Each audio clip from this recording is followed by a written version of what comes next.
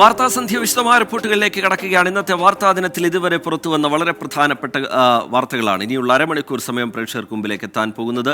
പ്രതിയെവിടെ പോലീസെ.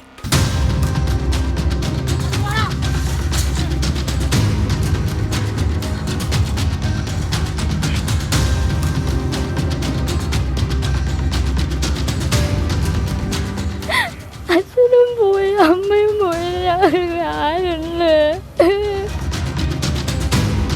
പകയെന്ന് നമുക്കറിയില്ലല്ലോ. നമുക്ക് ചതി വന്ന് ചെയ്തതാണ്. ഇതെന്ത് പകയെന്ന് നമുക്കറിയില്ല. ഇതിന്റെ കുടുംബകാര്യം നമുക്ക് എന്താണെന്ന് അറിയില്ല.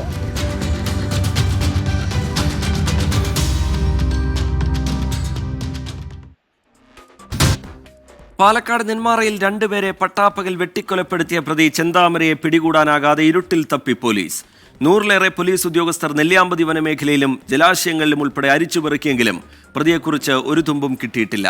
ചെന്താമരയ്ക്കെതിരായ പരാതികളിൽ നെന്മാറ SHOയ്ക്ക് വീഴ്ചയുണ്ടായി എന്ന് ജില്ലാ പോലീസ് മേധാവി ഉത്തരമേഖല IG-ക്ക് റിപ്പോർട്ട് നൽകി. നെല്ലിയാമ്പതി വനമേഖല, അരക്കാമലയിൽ തിരച്ചിൽ, പ്രദേശത്തെ ജലാശയങ്ങളിൽ സ്കൂബ ടീം, ഡ്രോൺ പരിശോധന. എന്നിട്ടും ചെന്താമര എവിടെയെന്ന് എത്തും പിടിയുമില്ല. തിരുപ്പൂരിലോ പാലക്കാട് നഗരത്തിലോ ചെന്താമര എത്തിയിട്ടില്ല.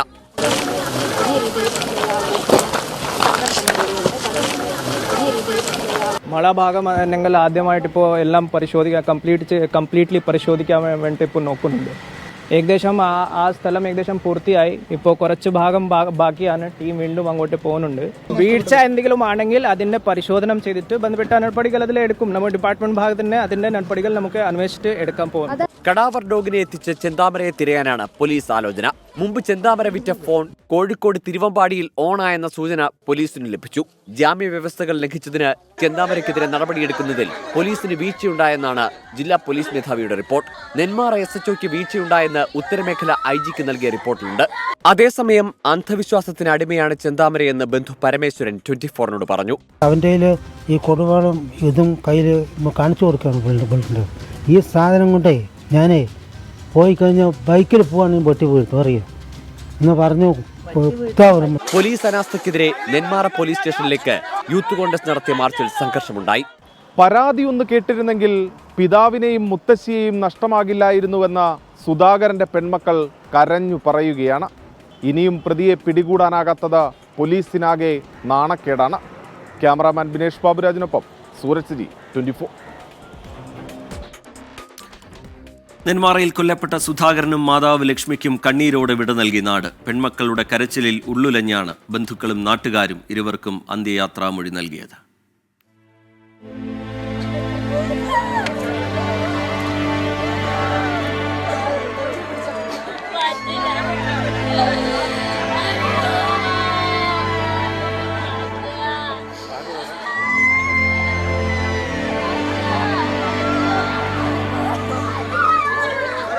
വീട്ടിൽ തനിച്ചായ അഖിലയെയും അതുല്യയെയും ആശ്വസിപ്പിക്കാനാകാതെ ബന്ധുക്കളും നാട്ടുകാരും. പോസ്റ്റ്മോർട്ടത്തിന് ശേഷം സുധാകരന്റെയും ലക്ഷ്മിയുടെയും മൃതദേഹം വീട്ടിലെത്തിച്ചപ്പോൾ വൈകാരിക രംഗങ്ങൾ.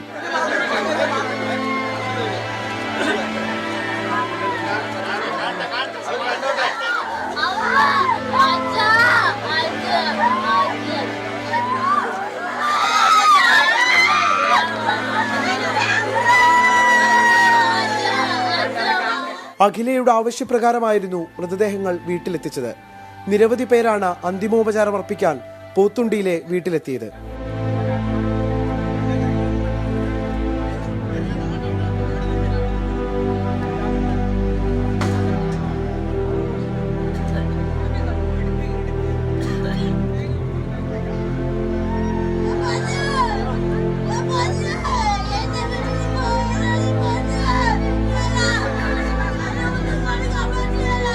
ഇരുവരുടെയും മൃതദേഹം എലവഞ്ചേരിയിലെയും നെന്മാറയിലെയും പൊതുശ്മശാനങ്ങളിൽ എത്തിച്ച് സംസ്കരിച്ചു. സുധാകരന്റെ മക്കളുടെ സംരക്ഷണം ഉറപ്പാക്കാൻ ജില്ലാ കളക്ടറോട് ആവശ്യപ്പെട്ടെന്ന് പാലക്കാട് MP VK ശ്രീകണ്ഠൻ ആവശ്യപ്പെട്ടു. കൊലപാതകം 1 ആയാലും 3 ആയാലും താൻ കിടക്കേണ്ടത് ഒരേ സെല്ലിൽ. ഇന്നലെ കുറ്റകൃത്യം നടത്തുന്നതിന് മുൻപ് ചെന്താമരൻ സഹോദരനോട് പറഞ്ഞ വാക്കുകളാണിത്. ആ വാക്കുകളിലുണ്ട് അഹങ്കാരവും നിയമ സംവിധാനങ്ങളോടുള്ള വെല്ലുവിളിയും.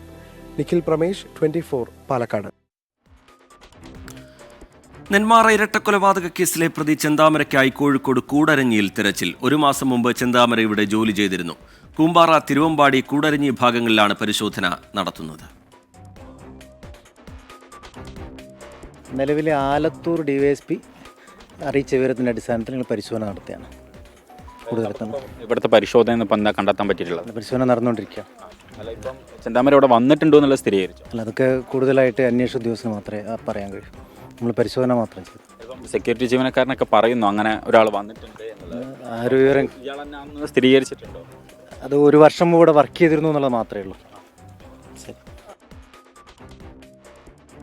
വയനാട്ടിലെ വന്യജീവി പ്രശ്നം അതീവ ഗുരുതരമെന്ന് പ്രിയങ്ക ഗാന്ധി MP. പഞ്ചാരക്കൊല്ലിയിൽ കടുവാക്രമണത്തിൽ കൊല്ലപ്പെട്ട രാധയുടെ വീട് പ്രിയങ്ക ഗാന്ധി സന്ദർശിച്ചു. ആത്മഹത്യ ചെയ്ത DCC ട്രഷറർ NM വിജയന്റെ വീട്ടിലും പ്രിയങ്ക ഗാന്ധി എത്തി. വന്യജീവി ആക്രമണം തുടർക്കഥയാവുന്നതിനിടെയാണ് സ്ഥലം MPയായ പ്രിയങ്ക ഗാന്ധിയുടെ വയനാട് സന്ദർശനം. വയനാട് കളക്ടറേറ്റിൽ ഉദ്യോഗസ്ഥരുടെ അവലോകന യോഗത്തിലും പ്രിയങ്ക ഗാന്ധി പങ്കെടുത്തു. വന്യജീവി വിഷയം പാർലമെന്റിൽ ഉന്നയിക്കും. ജനങ്ങൾക്ക് സുരക്ഷയൊരുക്കാൻ കൂടുതൽ ഫണ്ട് അനുവദിക്കണം. വിഷയത്തെ കേന്ദ്ര സംസ്ഥാന സർക്കാരുകൾ ഒന്നിച്ച് നേരിടണമെന്നും പ്രിയങ്ക ഗാന്ധി പറഞ്ഞു. There are certain things for which CSR funds can also be raised. I will try my best to raise those funds also and help. And most importantly, I think the funds that are coming from the center and the funds that are coming from the state are inadequate. So they need much more funding to be able to do the mitigation properly. So I will obviously raise that in Parliament and with whoever I can raise it with. കണ്ണൂരിൽ നിന്ന് road മാർഗമാണ് പ്രിയങ്ക ഗാന്ധി പഞ്ചാരക്കൊല്ലിയിലെത്തിയത്. കടുവാക്രമണത്തിൽ കൊല്ലപ്പെട്ട രാധയുടെ ബന്ധുക്കളുമായി സംസാരിച്ചു. 25 മിനിറ്റോളം കൂടിക്കാഴ്ച നീണ്ടു. തങ്ങളുടെ ആവശ്യങ്ങൾ MPയെ അറിയിച്ചതായി രാധയുടെ ഭർത്താവ് അപ്പച്ചൻ. നമ്മളെ സാമ്പത്തിക കാര്യങ്ങളും പിന്നെ കടുവൻ്റെ മൊത്തത്തിലുള്ള വിഷയങ്ങൾ നാടിൻ്റെ മൊത്തം ഇതും പറഞ്ഞിട്ടുണ്ട്. അത് അവർ ചെയ്യാമെന്ന് പറഞ്ഞിട്ടുണ്ട്. ജോലിയുമായിട്ട് താൽക്കാലം ഇങ്ങനെ ആവശ്യപ്പെട്ടിട്ടുണ്ട്. അപ്പോൾ സ്ഥിരപ്പെടുത്തണമെന്നുള്ളത് നമ്മൾ അതും പറഞ്ഞിട്ടുണ്ട്, ചെയ്യാമെന്നൊക്കെ പറഞ്ഞിട്ടുണ്ട് കാര്യങ്ങൾ. പഞ്ചാരക്കൊല്ലിയിൽ നിന്ന് മടങ്ങിയ പ്രിയങ്ക ആത്മഹത്യ ചെയ്ത DCC ട്രഷറർ NM വിജയന്റെ കുടുംബത്തെയും സന്ദർശിച്ചു. ആത്മഹത്യാ പ്രേരണ കേസിൽ MLA ഉൾപ്പെടെ പ്രതിയാണല്ലോ എന്ന ചോദ്യത്തിന് പ്രിയങ്ക ഗാന്ധിയുടെ മറുപടി ഇങ്ങനെ. I spoke to the family. I had a long discussion with them. I spoke to them alone also. I have understood everything and we are fully supporting the family. We will do everything to support them. Mananthavady കണിയാരത്ത് വെച്ച് പ്രിയങ്കയ്ക്ക് നേരെ CPIM പ്രവർത്തകർ കരിങ്കൊടി പ്രതിഷേധം നടത്തി. സ്ഥലം MPയായ പ്രിയങ്കയെ വയനാട്ടിൽ കാണുന്നില്ല എന്നാരോപിച്ചായിരുന്നു പ്രതിഷേധം. പ്രതിഷേധക്കാരെ പോലീസ് അറസ്റ്റ് ചെയ്തു നീക്കി. 24 വയനാട്. മാള ഹോളി ഗ്രേസ് കോളേജിലെ കാലിക്കറ്റ് സർവകലാശാല D-സോൺ കലോത്സവത്തിനിടെ KSU മർദ്ദനത്തിൽ SFI പ്രവർത്തകന് ഗുരുതര പരിക്ക്. ശ്രീകേരളവർമ്മ കോളേജിലെ SFI യൂണിറ്റ് സെക്രട്ടറി ആശിഷിനാണ് പരിക്കേറ്റത്. ശ്രീകേരളവർമ്മ കോളേജിലെ KSU കൊടിതോരണങ്ങൾ SFI പ്രവർത്തകർ കത്തിച്ചു.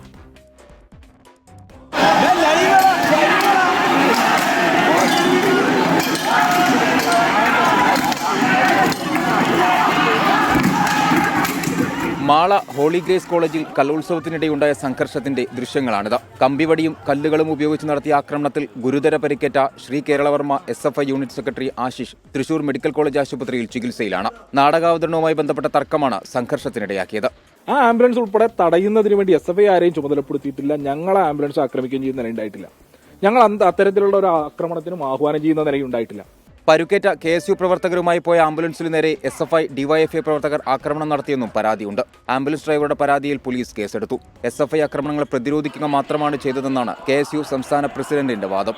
SFI ജില്ലാ നേതൃത്വത്തിന്റെ അറിവോടുകൂടി അവരുടെ ആഹ്വാനത്തോടുകൂടി ജില്ലയിലെ 3 പ്രമുഖമായിട്ടുള്ള ക്യാമ്പസുകളിലെ SFI യൂണിറ്റ് കമ്മിറ്റി നിരന്തരമായി വലിയ രീതിയിലേക്കുള്ള തടസ്സങ്ങൾ സൃഷ്ടിച്ചുകൊണ്ട് ഏത് വിധേനയും ഈ കലോത്സവം നടക്കരുത് എന്ന തരത്തിലേക്ക് SFI സംസ്ഥാന സെക്രട്ടറി നൽകിയ ആഹ്വാന പ്രകാരമാണ് കഴിഞ്ഞ 3 ദിവസക്കാലമായി വലിയ രീതിയിലേക്കുള്ള സംഘർഷങ്ങൾ ഉണ്ടാകുന്നത്. KSU ആക്രമണത്തിൽ പ്രതിഷേധിച്ച നാളെ കാലിക്കറ്റ് സർവകലാശാലയ്ക്ക് കീഴിലുള്ള കോളേജുകളിൽ പഠിപ്പ് മുടക്കുമെന്ന് SFI അറിയിച്ചു. ശ്രീ കേരളവർമ്മ കോളേജിലെ KSUവിന്റെ കൊടിമരവും ഫ്ലക്സ് ബോർഡുകളും SFI പ്രവർത്തകർ കത്തിച്ചു.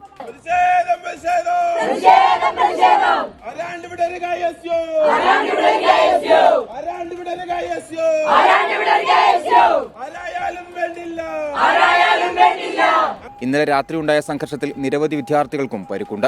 24 തൃശൂർ. മുല്ലപ്പെരിയാർ അണക്കെട്ടിന്റെ സുരക്ഷാ ഭീഷണി ആശങ്ക മാത്രമെന്ന് സുപ്രീം കോടതി. 135 വർഷത്തെ കാലവർഷം അണക്കെട്ട് മറികടന്നതാണെന്നും ഡാമിന്റെ സുരക്ഷ ഉറപ്പാക്കണമെന്ന ഹർജി പരിഗണിക്കവേ സുപ്രീം കോടതി നിരീക്ഷിച്ചു. സ്ഥലപരിശോധന നടത്തിയല്ല കോടതിയുടെ നിരീക്ഷണമെന്നായിരുന്നു ഇടുക്കി MP ഡീൻ കുര്യാക്കോസിന്റെ പ്രതികരണം. മുല്ലപ്പെരിയാർ അണക്കെട്ടിന്റെ സുരക്ഷാ പരിശോധനയ്ക്ക് സമയപരിധി നിശ്ചയിക്കണമെന്നതുൾപ്പെടെ ആവശ്യപ്പെട്ട് കോതമംഗല സ്വദേശി ജോർജ് ജോസഫ് നൽകിയ ഹർജിയിലാണ് സുപ്രീം കോടതിയുടെ നിരീക്ഷണം. അണക്കെട്ടിന് സുരക്ഷാ ഭീഷണിയുണ്ടെന്നത് ആശങ്ക മാത്രമാണെന്ന് സുപ്രീം കോടതി. 135 വർഷത്തെ കാലവർഷം അണക്കെട്ട് മറികടന്നതാണെന്നും സുപ്രീം കോടതിയുടെ വാക്കാൽ പരാമർശം. ഹർജി പരിഗണിച്ച സുപ്രീം കോടതി കൂടുതൽ വാദങ്ങളിലേക്ക് കടന്നില്ല. ജോ ജോസഫിന്റെ ഹർജിയും ആ ബെഞ്ചിന് മുൻപിലേക്ക് മാറ്റാൻ ജസ്റ്റിസ് ഋഷികേശ് റോയ് അധ്യക്ഷനായ ബെഞ്ച് അറിയിച്ചു. കോടതി നിരീക്ഷണം തെറ്റെന്നായിരുന്നു ഇടുക്കി MP ഡീൻ കുര്യാക്കോസിന്റെ പ്രതികരണം. ഇന്ന് സുപ്രീം കോടതി നടത്തിയിട്ടുള്ള ഈ കമന്റ് ഒന്നും അവരൊന്നും അവിടെ പോയി സ്ഥലപരിശോധന നടത്തി പറഞ്ഞിട്ടുള്ളതും അല്ലല്ലോ, വെറുതെ പറഞ്ഞതായിരിക്കും. അതിനകത്ത് ആ ഒരു ഗൗരവമേ ഞാൻ കാണുന്നുള്ളൂ. അപ്പം അതുകൊണ്ട് ഇവിടെ ഉദ്യോഗസ്ഥ തലത്തിൽ ഒക്കെ തന്നെ നടത്തുന്നതായിട്ടുള്ള പല കമന്റുകളും പല നിരീക്ഷണങ്ങളും ഒന്നും ശരിയല്ല. നേരത്തെ ഈ ഹർജിയിൽ മുല്ലപ്പെരിയാർ അണക്കെട്ടിന്റെ സുരക്ഷ തൃപ്തികരമെന്ന കേന്ദ്ര ജല കമ്മീഷനും സുപ്രീം കോടതി രൂപീകരിച്ച മേൽനോട്ട സമിതിയും റിപ്പോർട്ട് നൽകിയിരുന്നു. 24 ഡൽഹി. സമരം അവസാനിച്ചിട്ടും റേഷൻ കടകളിൽ ഭക്ഷ്യധാന്യങ്ങൾ എത്തുന്നില്ലെന്ന പരാതിക്ക് പരിഹാരം. പ്രതിഷേധവുമായി രംഗത്തെത്തിയ FCI ഗോഡൌണുകളിലെ തൊഴിലാളികൾക്ക് അടുത്ത മാസം 15-ന് മുമ്പ് കുടിശ്ശിക നൽകാമെന്ന് കരാറുകാർ ഉറപ്പു നൽകി. 24 വാർത്ത ശ്രദ്ധയിൽപ്പെട്ട ഉടൻ നടപടി സ്വീകരിച്ചെന്ന് മന്ത്രി GR അനിൽ 24-നോട് പറഞ്ഞു. 24 ഇംപാക്ട്. വ്യാപാരികളുടെയും വാതിൽപ്പടി സേവന കരാറുകാരുടെയും സമരം അവസാനിച്ചെങ്കിലും റേഷൻ കടകൾ കാലിയായിരുന്നു. കുടിശ്ശിക വിതരണം ചെയ്യാതെ ഭക്ഷ്യധാന്യങ്ങൾ കടകളിലേക്ക് എത്തിക്കില്ലെന്ന് FCI ഗോഡൌണുകളിലെ ലോറി തൊഴിലാളികൾ നിലപാടെടുത്തു. പൊതുജനങ്ങൾ കടകളിലെത്തി വെറും കൈയോടെ മടങ്ങുന്ന സാഹചര്യം 24 വാർത്തയാക്കിയതിന് പിന്നാലെയാണ് ഭക്ഷ്യമന്ത്രിയുടെ ഇടപെടൽ. മന്ത്രിയുടെ നിർദ്ദേശത്തിന് പിന്നാലെ ഫെബ്രുവരി 15-നകം കുടിശ്ശിക നൽകാമെന്ന് കരാറുകാർ തൊഴിലാളികൾക്ക് ഉറപ്പ് നൽകി. ഇതോടെ പ്രതിഷേധം അവസാനിപ്പിച്ച് ഭക്ഷ്യവിതരണം പുനരാരംഭിച്ചു. നാളെയോടെ ഭക്ഷ്യവിതരണം സാധാരണ നിലയിലാകുമെന്നാണ് പ്രതീക്ഷ. രാഹുൽ സുരേഷ്, 24 കോഴിക്കോട്. വാർത്താസന്ധ്യയിലേക്ക് വീണ്ടും. ചെങ്ങന്നൂർ ഭാസ്കര കാരണവർ വധക്കേസിൽ ജീവപര്യന്തം തടവിന് ശിക്ഷിക്കപ്പെട്ട ഷെറിൻ ജയിൽ മോചിതയാകുന്നു. 14 വർഷം ശിക്ഷ പൂർത്തിയാക്കിയ ഷെറിന് ശിക്ഷാ ഇളവ് നൽകാൻ ഗവർണറോട് ശുപാർശ ചെയ്യാൻ മന്ത്രിസഭായോഗം തീരുമാനിച്ചു. ഇപ്പോൾ കണ്ണൂർ വനിതാ ജയിലിലുള്ള ഷെറിൻ വൈകാതെ മോചിതയാകും. ജീവപര്യന്തം തടവിൽ 14 വർഷം പൂർത്തിയാക്കിയത് കണക്കിലെടുത്താണ് ഷെറിന് ശിക്ഷാ ഇളവ് നൽകാൻ ജയിൽ വകുപ്പ് ശുപാർശ ചെയ്തത്. ശുപാർശ പരിഗണിച്ച മന്ത്രിസഭായോഗം അതിൽ മാറ്റമൊന്നും വരുത്തിയില്ല. ജയിൽ വകുപ്പ് ശുപാർശ അംഗീകരിച്ച് ഷെറിന് മോചനം നൽകാൻ ഗവർണറോട് ശുപാർശ ചെയ്യാൻ മന്ത്രിസഭ തീരുമാനിച്ചു. മന്ത്രിസഭാ ശുപാർശ ഗവർണർ അംഗീകരിക്കാനാണ് സാധ്യത. രാജ്ഭവന്റെ അംഗീകാരത്തിന് ശേഷം ശിക്ഷാ ഇളവ് നൽകി സർക്കാർ ഉത്തരവ് പുറപ്പെടുവിക്കും. ഇതോടെ ഇപ്പോൾ കണ്ണൂർ വനിതാ ജയിലിൽ കഴിയുന്ന ഷെറിൻ മോചിതയാകും. കൊല്ലപ്പെട്ട ഭാസ്കര കാരണവരുടെ കുടുംബം അമേരിക്കയിലാണ്. പ്രതിക്ക് അർഹിച്ച ശിക്ഷ കിട്ടിയെന്നാണ് സുഹൃത്തുക്കളുടെ പ്രതികരണം. അർഹിക്കുന്ന ശിക്ഷ കിട്ടിയിട്ടുണ്ട്. അതിനുള്ള പശ്ചാത്താപം അതിനുണ്ടായി കാണും. കാരണം ചെയ്യാൻ പാടില്ലാത്ത കാര്യങ്ങൾക്ക് വഴിപ്പെടാൻ പെട്ടു എന്നുള്ള മാനസിക ക്ലേശവും ഇപ്പോൾ അതിനുണ്ടാവും. ഭർത്താവിന്റെ അച്ഛൻ ചെറിയനാട് കാർണവേഴ്സ് വില്ലയിൽ ഭാസ്കര കാർണവരെ കൊല ചെയ്ത കേസിലെ 1-ാം പ്രതിയായിരുന്നു ഷെറിൻ. 2009 നവംബർ 8-നായിരുന്നു കൊലപാതകം. ഷെറിന്റെ പുരുഷ സുഹൃത്ത് ബാസിത്തരീൻ സംഘവുമാണ് കൊല നടത്തിയത്. കേസ് പരിഗണിച്ച മാവേലിക്കര ഫാസ്റ്റ് ട്രാക്ക് കോടതി ഷെറിനടക്കമുള്ള 4 പ്രതികളെയും ജീവപര്യന്തം കഠിന തടവിന് ശിക്ഷിച്ചു. ആദ്യം തിരുവനന്തപുരം സെൻട്രൽ ജയിലിലായിരുന്നു ശിക്ഷ. പിന്നീട് പല ജയിലുകളിലേക്ക് മാറിയ ഷെറിന് എല്ലായിടത്തും ഉദ്യോഗസ്ഥരുടെ പ്രത്യേക പരിഗണന ലഭിച്ചു. 14 വർഷത്തെ ശിക്ഷാ കാലയളവിൽ 480-ലേറെ ദിവസങ്ങൾ ഷെറിൻ ജയിലിന് പുറത്തായിരുന്നു. സാധാരണ പരോളിലും അസാധാരണ പരോളിലുമായാണ് ഷെറിൻ ഇത്രയും ദിവസം ജയിലിന് പുറത്തു കഴിഞ്ഞത്. പരോൾ ദിവസങ്ങൾ കഴിഞ്ഞാൽ കൃത്യമായി മടങ്ങിവരാത്ത സംബന്ധിച്ചും ഷെറിനെതിരെ പരാതികളുണ്ടായിരുന്നു. ഇതൊക്കെയായിട്ടും 2018 മുതൽ ശിക്ഷാ ഇളവ് ലഭിക്കേണ്ടവരുടെ പട്ടികയിൽ ഷെറിൻ സ്ഥാനം പിടിച്ചിരുന്നു. എന്നാൽ മോചനം സാധ്യമായത് ഇപ്പോഴാണെന്ന് മാത്രം. R. ശ്രീജിത്ത്, 24 തിരുവനന്തപുരം. വലിയ പ്രതീക്ഷയോടെയാണ് ഫെബ്രുവരി 1-ന് കേന്ദ്ര ധനമന്ത്രി നിർമ്മല സീതാരാമൻ അവതരിപ്പിക്കുന്ന പൊതുബജറ്റിനെ കേരളം കാത്തിരിക്കുന്നത്. മുണ്ടക്കൈ ചൂരൽമല പുനരധിവാസത്തിനായുള്ള സാമ്പത്തിക പാക്കേജാണ് സംസ്ഥാനത്തെ സംബന്ധിച്ച് ഏറ്റവും പ്രധാനം. സംസ്ഥാന സർക്കാരിന്റെ സ്വപ്ന പദ്ധതിയായ സിൽവർ ലൈനിലും കാലങ്ങളായി കാത്തിരിക്കുന്ന എയിംസിലും ഇത്തവണ അനുകൂല തീരുമാനമുണ്ടാകുമെന്നാണ് പ്രതീക്ഷ. നമ്മുടെ പ്രധാനപ്പെട്ട ആവശ്യം ഒന്ന് വയനാട് തന്നെയാണ്. വയനാട് അതിതീവ്ര ദുരന്തമായിട്ട് പ്രഖ്യാപിച്ചെങ്കിലും അതിൻ്റെ ഫണ്ടിങ് വന്നിട്ടില്ല ആവശ്യമായി. അപ്പോൾ ആ ഫണ്ടിങ് ഈ ബഡ്ജറ്റിലൂടെ വരുമെന്നാണ് ഇപ്പോഴുള്ള നമ്മുടെ പ്രതീക്ഷ. കടൽക്ഷോഭത്തെ തുടർന്നുള്ള നാശനഷ്ടങ്ങൾക്ക് കേരളം കേന്ദ്ര സഹായം തേടിയിട്ടുണ്ട്. ദേശീയപാത വികസനത്തിന് കേന്ദ്രം നൽകാമെന്നേറ്റ വിഹിതം എത്രയും വേഗം ലഭ്യമാക്കണമെന്നാണ് മറ്റൊരാവശ്യം. സ്വപ്ന പദ്ധതിയായ സിൽവർ ലൈനിന്റെ കാര്യത്തിലും ഇത്തവണ തീരുമാനമുണ്ടാകുമെന്നാണ് പ്രതീക്ഷ. നമ്മുടെ അധിക റെയിൽവേ പാത നമ്മൾ സിൽവർ ലൈനിൻ്റെ ഒരു പ്രപ്പോസൽ കൊടുത്തിട്ടുണ്ട്. കേന്ദ്ര ഗവൺമെൻറ് മുമ്പിലാണത്. ഇത് തീരുമാനമെടുക്കേണ്ടത് കേന്ദ്ര ഗവൺമെൻറ്. അതിൽ പ്രധാനപ്പെട്ട ഒരു നമ്മുടെ ഒരു നിർദ്ദേശം അതിവേഗ റെയിൽവേ സിസ്റ്റം കേരളത്തിൽ വേണം. അതിൽ ടെക്നോളജിയെക്കുറിച്ചൊക്കെ എന്തെങ്കിലുമൊക്കെ മാറ്റം കേന്ദ്ര ഗവൺമെൻറ് വെക്കാൻ കഴിയും. ഉന്നത വിദ്യാഭ്യാസ രംഗത്തിനായി കേരളം കേന്ദ്രത്തോട് ഫണ്ട് തേടിയിട്ടുണ്ട്. ഒപ്പം കാലങ്ങളായി കാത്തിരിക്കുന്ന എയിംസിന്റെ പ്രഖ്യാപനം ഇത്തവണ ഉണ്ടാകുമെന്നാണ് പ്രതീക്ഷ. 24 ഡൽഹി. വയനാട്ടിലെ കുറുക്കൻമൂലയിലും കണ്ണൂരിലെ ചതിരൂരിലും വളർത്തുനായകൾക്ക് നേരെ വന്യജീവി ആക്രമണം. കുറുക്കൻമൂലയിൽ വളർത്തുനായയെ കൊന്നത് പുള്ളിപ്പുലിയെന്ന് വനംവകുപ്പ് സ്ഥിരീകരിച്ചു. പാലക്കാട് മലമ്പുഴയിൽ വന്യജീവി പശുവിനെ ആക്രമിച്ചു കൊന്നു. വയനാട് പയ്യമ്പള്ളി കാവേരിപ്പൊയിൽ കുർച്ചിയ ഉന്നതിക്കാടിനോട് ചേർന്ന് കിടക്കുന്ന പ്രദേശത്താണ് വന്യജീവി വളർത്തുനായയെ കൊന്നത്. ഇവിടെ താമസിക്കുന്ന രാജു ലക്ഷ്മി ദമ്പതികളുടെ വീടിനടുത്താണ് വന്യജീവി എത്തിയത്. ബേക്കിലോട്ട് വന്നപ്പോൾ ഈ വഴിക്ക് വെച്ചിട്ടാണ് പിന്നെ ശരിക്കും അടിച്ചപ്പോൾ ടോർച്ച് വെട്ടത്തിലാണ് ശരിക്കും ഈ കടുവേനെ കാണുന്നത്. അപ്പോൾ പട്ടിക്കുഞ്ഞ് ഒരെണ്ണം എൻ്റെ അടുത്തേക്ക് വന്നു, ഒരെണ്ണം തിരിച്ച് ഇപ്പുറത്തു കൂടെ കയറിയപ്പോൾ ആ ഇല്ലിന്റെ മറവായതുകൊണ്ട് ശരിക്കും കണ്ടില്ല. അവിടെ അങ്ങോട്ട് പോയപ്പോഴാണ് പട്ടിക്കുട്ടീനെ പിടിച്ചിട്ട് പോയത്. പെണ്ണുങ്ങൾ ടോർച്ച് എടുത്തിട്ട് ഇവിടെ വന്ന് നോക്കുമ്പോൾ കടുവ ഇതാ ഇവിടെ ഇങ്ങനെ നിൽക്കുന്നുണ്ട്. അപ്പോൾ എന്നോട് പറഞ്ഞു ഇതാ ഓടി ഇവിടെ കടുവ നിൽക്കുന്നു എന്ന് പറഞ്ഞു. അപ്പോൾ ഞാൻ പറഞ്ഞു എവിടെ എന്ന് പറഞ്ഞു. ഞാൻ വന്നപ്പോൾ സംഭവം അങ്ങോട്ട് വലിഞ്ഞു ഇല്ലിന്റെ ഉള്ളിലേക്ക് സൈഡിലേക്ക് നീങ്ങിപ്പോയി. വനംവകുപ്പ് നടത്തിയ പരിശോധനയിൽ പുള്ളിപ്പുലിയാണ് ആക്രമിച്ചതെന്ന് വ്യക്തമായി. ബേഗൂർ റേഞ്ചിന് കീഴിലാണ് ഈ പ്രദേശം. കണ്ണൂർ കീഴ്പള്ളി ചതിരൂരിലും വളർത്തുനായയെ വന്യജീവി പിടികൂടി. ചുണ്ടൻ തടത്തിൽ ബിനോയിയുടെ നായയെയാണ് പിടികൂടിയത്. പ്രദേശത്ത് കടുവയുടെ കാൽപ്പാടുകൾ കണ്ടതായി നാട്ടുകാർ പറയുന്നു. എന്റെ വീടിന്റെ ഒരു കുറച്ച് അകലത്തിൽ ഒരു വീടിന്റെ റോഡിനോട് ചേർന്ന് ഇങ്ങനെ തിട്ടയിൽ ഇത് നിൽക്കുക. ഒന്നോടെ ഞാൻ ടോർച്ച് അടിച്ചപ്പോൾ ഈ കടുവ ഇങ്ങോട്ട് തിരിഞ്ഞു. അപ്പോൾ ഞാൻ ശരിക്കും ഇത് കടുവയാണെന്ന് പറഞ്ഞു. അത് കടുവ തന്നെയാണ്, ഞാൻ കണ്ടതാണ്. പ്രദേശത്ത് ക്യാമറകളും കൂടും സ്ഥാപിക്കുമെന്ന് വനംവകുപ്പ്. ഉടൻ തന്നെ കൂട് കൊണ്ടുവരുന്നതിനുള്ള നടപടി സ്വീകരിക്കും. ക്യാമറകൾ നമ്മൾ 10ഓളം ക്യാമറകൾ ഇമ്മീഡിയറ്റ് ആയിട്ട് തന്നെ വെക്കുന്നുണ്ട്. കാരണം നമുക്കിത് ഈ കൂട് കൊണ്ടുവരുന്നതല്ല കാര്യം, എവിടെ വെക്കണം, എവിടെ വെച്ചാലാണ് കിട്ടുക, പിന്നെ ഇത് കടുവയാണോ പുലിയാണോ അങ്ങനെയുള്ള സ്ഥിരീകരണം എല്ലാം കിട്ടാനുണ്ട്. പാലക്കാട് മലമ്പുഴ ചേമ്പനയിലെ സുധർമ്മയുടെ പശുവിനെയാണ് വന്യമൃഗം ആക്രമിച്ചത്. കഴിഞ്ഞ ദിവസം മേയാൻ വിട്ട പശുവിനെ കാണാതായതോടെ നടത്തിയ തിരച്ചിലിലാണ് ചത്ത നിലയിൽ കണ്ടത്. പരിസരത്ത് കണ്ടെത്തിയ കാൽപ്പാടുകൾ കടുവയുടേതെന്ന് നാട്ടുകാർ. പത്തനംതിട്ട കട്ടച്ചിറയിൽ കാട്ടുപോത്ത് ജനവാസ മേഖലയിൽ ഇറങ്ങി. ഇടുക്കി വാളാടി എസ്റ്റേറ്റിൽ മേയാൻ വിട്ട ആടിനെ പുലി പിടിച്ചു. 24 വയനാട് കണ്ണൂർ. വാർത്തകളിലേക്ക് വീണ്ടും. പ്രതിപക്ഷ നേതാവ് വി ഡി സതീശനെ കണ്ട് പി വി അൻവർ. ഇന്ന് രാവിലെ മാനന്തവാടിയിലായിരുന്നു കൂടിക്കാഴ്ച. സലീം മാലിക് തിരുവനന്തപുരത്ത് നിന്ന് വിവരങ്ങളുമായി ചേരുന്നുണ്ട്. സലീം, ഈ പി വി അൻവറിന്റെ UDF പ്രവേശവുമായി ബന്ധപ്പെട്ടുള്ള ചർച്ചകൾക്കിടെ, നീക്കങ്ങൾക്കിടെ വി ഡി സതീശനുമായുള്ള കൂടിക്കാഴ്ച, അതിന് വലിയ രാഷ്ട്രീയ പ്രാധാന്യമുണ്ട്. എന്താണ് ലഭ്യമാകുന്ന വിവരങ്ങൾ സലീം മാലിക്?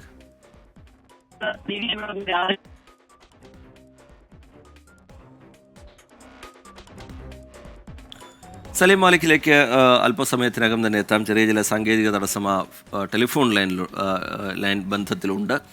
അല്പസമയത്തിനകം അത് പരിഹരിക്കാം. വളരെ പ്രധാനപ്പെട്ട വാർത്തയാണ്. പ്രതിപക്ഷ നേതാവ് വി ഡി സതീശനെ കണ്ടിരിക്കുന്നു പി വി അൻവർ. ഇന്ന് രാവിലെ മാനന്തവാടിയിൽ വെച്ചാണ് ആ കൂടിക്കാഴ്ച നടന്നത്. സലീം അല്പസമയത്തിനകം അതിൻ്റെ വിശദാംശങ്ങൾ നൽകും. മറ്റൊരു റിപ്പോർട്ടിലേക്ക് കടക്കാം. വൻകിട മദ്യശാല അനുമതിയിൽ CPIയെ തള്ളി മന്ത്രി P രാജീവ്. നിയമപരമായ വ്യവസായങ്ങൾക്ക് ആര് വന്നാലും അനുമതി നൽകുമെന്ന് മന്ത്രി. മദ്യനിർമ്മാണ കമ്പനിയോട് CPIക്കുള്ള എതിർപ്പിനെ പറ്റിയുള്ള ചോദ്യങ്ങൾക്കാണ് പ്രതികരണം. ഇനി നാളെ വേറെ കമ്പനി ഉണ്ടോ, വന്നോട്ടെ, നമുക്കെന്താ. ഈ നയത്തിനനുസരിച്ചും രാജ്യത്ത് സംസ്ഥാനത്തെ നിയമങ്ങളും ചട്ടങ്ങൾക്കനുസരിച്ചായിരിക്കും ഇതെല്ലാം. ഇപ്പം ഞങ്ങൾ കണ്ടിട്ടുള്ള കമ്പനികളും റെസ്പോൺസിബിൾ ഇൻവെസ്റ്റ്മെൻറ്റ്, റെസ്പോൺസിബിൾ ഇൻഡസ്ട്രിയാണ്. കേരളത്തിൽ നിലവിലുള്ള നിയമങ്ങൾക്കും ചട്ടങ്ങൾക്കും അനുസരിച്ച് ഏത് വ്യവസായം വന്നാലും നമ്മുടെ ഈ മാനദണ്ഡത്തിൽപ്പെട്ട വ്യവസായങ്ങൾക്ക് നമ്മൾ അനുമതി കൊടുക്കും. നിയമവിരുദ്ധമായിട്ടോ ചട്ടവിരുദ്ധമായിട്ടോ ഒരാൾക്കും അനുമതി കൊടുക്കില്ല. വൻകിട മദ്യശാല നിർമ്മാണ വിഷയത്തിൽ ചില തെളിവുകൾ നാളെ പുറത്തുവിടുമെന്ന് പ്രതിപക്ഷ നേതാവ് വി ഡി സതീശൻ പറഞ്ഞു. CPIM ഈ വിഷയം മുന്നണിയിൽ ചർച്ച ചെയ്തിട്ടില്ല. വിഷയത്തിൽ കോൺഗ്രസ് പറഞ്ഞത് തന്നെയാണ് CPIയും പറഞ്ഞതെന്നും വി ഡി സതീശൻ പറഞ്ഞു. ബ്രൂവറി വിഷയത്തിൽ CPI അടക്കമുള്ള ഒരു വകുപ്പുകളുമായി ഇവർ ചർച്ച ചെയ്തിട്ടില്ല. അതിനെ സംബന്ധിച്ച സുപ്രധാനമായ തെളിവ് ഞങ്ങൾ നാളെ രാവിലെ പുറത്തുവിടും. ഒരാളുമായിട്ട്, ഒരു വകുപ്പുമായിട്ടും ചർച്ച ചെയ്തിട്ടില്ല. ഈ കമ്പനിയുമായി ഡൽഹിയിൽ ചർച്ച നടത്തിയത് ആരാ? അതുൾപ്പെടെയുള്ള വേറെ ഒരു വകുപ്പുമായിട്ടും ഇവർ ചർച്ച നടത്തിയിട്ടില്ല എന്ന് നിങ്ങൾക്ക് തെളിവ് തരുന്ന തെളിവ് നാളെ രാവിലെ പുറത്തുവിടും.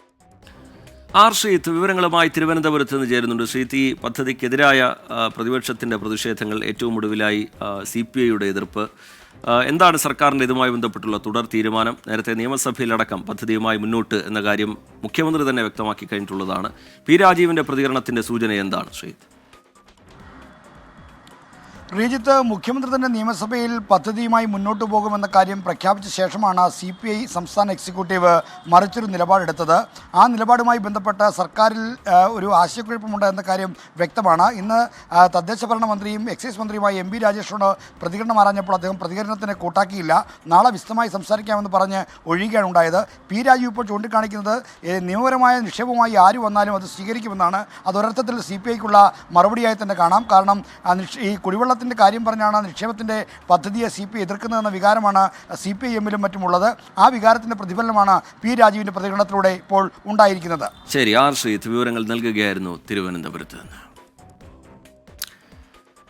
ICC cricketer of the year പുരസ്കാരം ഇന്ത്യൻ താരം ജസ്പ്രീത് ബുംറയ്ക്ക്. കഴിഞ്ഞ വർഷം വിവിധ ഫോർമാറ്റുകളിലെ ഉജ്ജ്വല പ്രകടനത്തിനാണ് പുരസ്കാരം. ഓസ്ട്രേലിയൻ താരം ട്രാവിസ് ഹെഡ്, ഇംഗ്ലണ്ട് താരങ്ങളായ ജോ റൂട്ട്, ഹാരി ബ്രൂക്ക് എന്നിവരെ പിന്തള്ളിയാണ് ബുംറയുടെ പുരസ്കാര നേട്ടം. മികച്ച ക്രിക്കറ്റർക്കുള്ള സർഗ്യാരി ഫീൽഡ് സൊബേഴ്സ് ട്രോഫി സ്വന്തമാക്കുന്ന 5ാമത്തെ ഇന്ത്യൻ താരമാണ് ബുംറ. രാഹുൽ ദ്രാവിഡ്, സച്ചിൻ ടെണ്ടുൽക്കർ, ആർ അശ്വിൻ എന്നിവർക്ക് പുറമെ 2 തവണ വിരാട് കോഹ്ലിയും പുരസ്കാരം സ്വന്തമാക്കിയിട്ടുണ്ട്. ഇത്തവണത്തെ മികച്ച ടെസ്റ്റ് താരത്തിനുള്ള പുരസ്കാരം സ്വന്തമാക്കിയതും ബുംറയാണ്. നോക്കാമിനി ഇന്നത്തെ സ്വർണ്ണവില. ഇന്നത്തെ സ്വർണ്ണനിരക്ക് സമർപ്പിക്കുന്നത് സ്പർശ ഗോൾഡ് ആൻഡ് ഡയമണ്ട്സ്. ഡിജിറ്റലാകൂ ഇനി സ്പർശയോടൊപ്പം.